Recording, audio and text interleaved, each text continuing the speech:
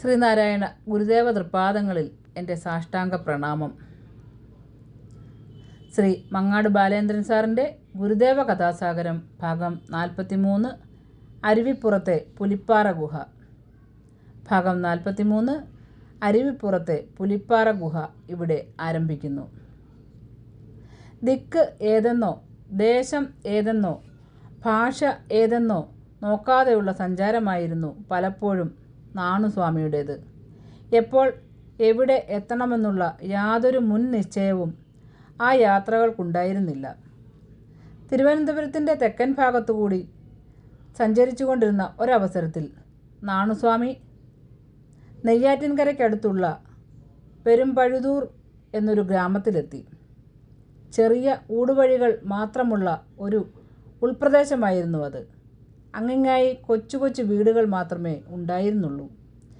ജനവാസം അധികമില്ലാത്തതുകൊണ്ട് ആ പ്രദേശത്തെ കാടിൻ്റെ ലക്ഷണത്തിനും ഗാംഭീര്യത്തിനും ഒരു കുറവും വന്നിട്ടുണ്ടായിരുന്നില്ല. ആളുകൾ നടന്നു തെളിഞ്ഞു വന്നിട്ടുള്ള ചെറിയൊരു കാട്ടുവഴിയിലൂടെ നാണുസ്വാമി നടന്നുപോയി. ക്രമേണ ആ നടവഴിയുടെ പാടുകളില്ലാതായി. വിജനമായ വനപ്രദേശം. കിളികളുടെ ഒച്ചപ്പാടുകൾക്കിടയിൽ പാറകളിൽ തട്ടിത്തട്ടി പെരുകിയൊഴുകുന്ന വെള്ളത്തിൻ്റെ പൊട്ടിച്ചിരികൾ നാണുസ്വാമി കേൾക്കാൻ തുടങ്ങി. വന്യമൃഗങ്ങളും ഇഴജന്തുക്കളും സ്വൈരവിഹാരം നടത്തുന്ന ആ വനപ്രദേശം നാണുസ്വാമിക്ക് ഒരു പൂന്തോട്ടം പോലെ തോന്നിച്ചു. മരങ്ങളും വള്ളിപ്പടർപ്പുകളും കാട്ടുചെടികളും പിന്നിട്ട് അഗസ്ത്യപർവ്വത നിരകളുടെ പാദാന്തികത്തിലെത്തി. അപ്പോൾ ഇവിടം തന്നെയാണ് താൻ അന്വേഷിച്ച് നടന്ന ഇടമെന്ന് മനസ്സ് പറയും പോലെ തോന്നിച്ചു. ആ അരുവിയുടെ തീരത്ത് നിന്ന് നാണുസ്വാമി സ്വയം മന്ത്രിച്ചു. അരുവിപ്പുറം. വാരി എറിയപ്പെട്ടതുപോലെ ചിതറിക്കിടന്നിരുന്ന പാറക്കൂട്ടങ്ങൾക്കിടയിലൂടെ ഒഴുകിവരുന്ന നെയ്യാറിനിരുപുറവും ഉയരമുള്ള മലകളാണ്. നെയ്യാറിൻ്റെ കളിയും ചിരിയും കണ്ട് കുറച്ചുനേരം നാണുസ്വാമി ആ ആറ്റുവക്കത്തിരുന്നു. പിന്നെ പതുക്കെ വെള്ളത്തിലേക്കിറങ്ങി. ഒഴുക്കിന് നല്ല ശക്തിയുണ്ടായിരുന്നു. പാറകളിലൂടെ പിടിച്ചും ചാടിക്കടന്നും ആ ആറ്റിൻ്റെ മധ്യഭാഗത്തെത്തി. തുണികളഴിച്ച് നനച്ചു പിഴിഞ്ഞ് പാറപ്പുറത്ത് വിരിച്ചിട്ടു.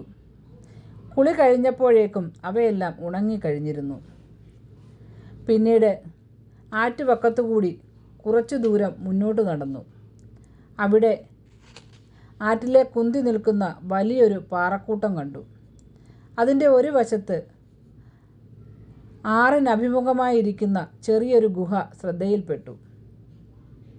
അതിനുള്ളിൽ ഒരാൾക്ക് കടന്നിരിക്കാനുള്ള ഇടം ഉണ്ടായിരുന്നു. മഴയും വെയിലും കടക്കാത്ത വിധം പ്രകൃതി ഒരുക്കി വച്ചിരിക്കുന്ന ആ ഗുഹയ്ക്കകത്തേക്ക് നാണുസ്വാമി നുഴഞ്ഞു കയറി. മനുഷ്യഗന്ധമേൽക്കാത്ത അവിടെ ഏതോ കാട്ടുജന്തുക്കളുടെ രൂക്ഷഗന്ധം നിറഞ്ഞു കവിഞ്ഞു നിന്നിരുന്നു. നുരഞ്ഞു പതഞ്ഞൊഴുകുന്ന അഗസ്ത്യപുത്രിയുടെ പർവ്വത നിഷ്കളങ്കതയിലേക്ക് നോക്കി ആ ഗുഹയ്ക്കുള്ളിൽ ചമ്രം പടഞ്ഞിരുന്നു. നാണുസ്വാമിക്ക് അപ്പോൾ പുറംകാഴ്ചകളെല്ലാം മങ്ങി മങ്ങി വരുന്നതായി അനുഭവപ്പെട്ടു. ക്രമേണ കാടിൻ്റെ ഒച്ചയും അനക്കവും കൂടി അറിയാതെയായി. ആ ഇരിപ്പിൽ രാപ്പകലുകൾ കടന്നുപോയതും മഴയും നിഴലും വന്നുപോയതുമൊന്നും നാണുസ്വാമി അറിഞ്ഞതേയില്ല.